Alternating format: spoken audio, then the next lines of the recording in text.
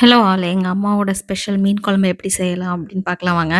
குட்டி குட்டியா 3 தக்காளி, சோம்பு, சீரகம் 1 டீஸ்பூன், வெங்காயம். அது கூடவே தேங்காய், தாளிக்கிறதுக்கு 1 தக்காளி, பூண்டு, பச்சை மிளகாய், கருவேப்பிலை எடுத்துக்கணும். ஒரு லெமன் சைஸ் அளவுக்கு புளி, அப்புறம் இது 1/2 கிலோ ஜிலேபி மீனு. ஆ கொள்ளிட ஆத்துல புடிச்சது.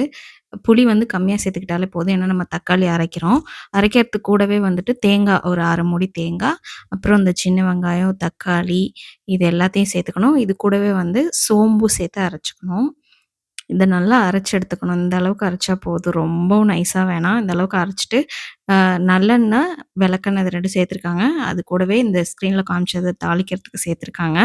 கடுகு, வெந்தயம் இது எல்லாமே சேர்த்துட்டு, பூண்டு, சின்ன வெங்காயம் 1, 2மா வெட்டி வச்சிருக்காங்க. அதையும் சேர்த்துட்டு, தக்காளி விளக்கெண்ணெய் சில பேர் ஊர்ல சேர்ப்பாங்க. நல்லாருக்கும் டேஸ்ட்டு. அப்புறம் அது கூடவே மஞ்சள் பொடி, மல்லித்தூள் 2 ஸ்பூன், மிளகாத்தூள் 2 ஸ்பூன். இத சேர்த்து நல்லா வதக்கிக்கணும். ரொம்ப சிம்பிள் தான். ஆனா செம்ம டேஸ்ட்டா இருக்கும். இதெல்லாம் லோ ஃப்ளேம்லயே வச்சு செய்யுங்களா கருகிடும். அது கூடவே அரைச்சதையும் சேர்த்து மிக்ஸியும் கழுவி ஊத்திட்டு புளி கரைச்சு வச்சிருக்கோம்ல, அதையும் சேர்த்துட்டு, உப்பு போட்டு நல்லா மிக்ஸ் பண்ணி கொதிக்க விடணும். மூடி வச்சு கொதிக்க விட்டாங்க. இதுதான் சீக்ரெட்டுன்னு நெனைக்கிறேன். ஏன்னா நல்லாருக்கும். யார் செஞ்சாலும் எனக்கு எங்க அம்மா செய்ற மீன் குழம்பு தான் ரொம்ப பிடிக்கும். அது நல்லா கொதிச்சோனே கெட்டியாயிடுச்சு. தண்ணி அதிகமா ஊத்தக்கூடாது. ஓரளவுக்கு தான் ஊத்தணும்.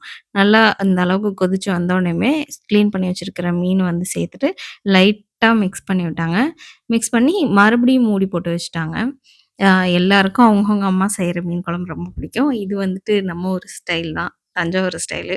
ஸோ இது ரொம்ப நல்லாயிருக்கும். இது மாரி ட்ரை பண்ணி பாருங்க. கொஞ்ச நேரம் கழிச்சு ஒரு 5 மினிட்ஸ் தான். அதுக்கு மேல இல்ல. 5 மினிட்ஸ் 5 டூ 7 மினிட்ஸ் மீன் நல்லா வெந்துருச்சு.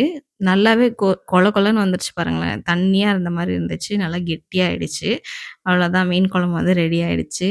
நல்லா சூடா சாப்பாடு போட்டு மீன் குழம்பு வச்சு சாப்பிட்டாச்சு. இதுக்கு பொரிச்ச மீனே நான் வச்சு சாப்பிடல. ஏன்னா இதுவே நல்லா டேஸ்ட்டா இருந்துச்சு. ஏன்னா ஃப்ரெஷ்ஷான மீனு. ஸோ இதே மாரியே நீங்க ட்ரை பண்ணுங்க.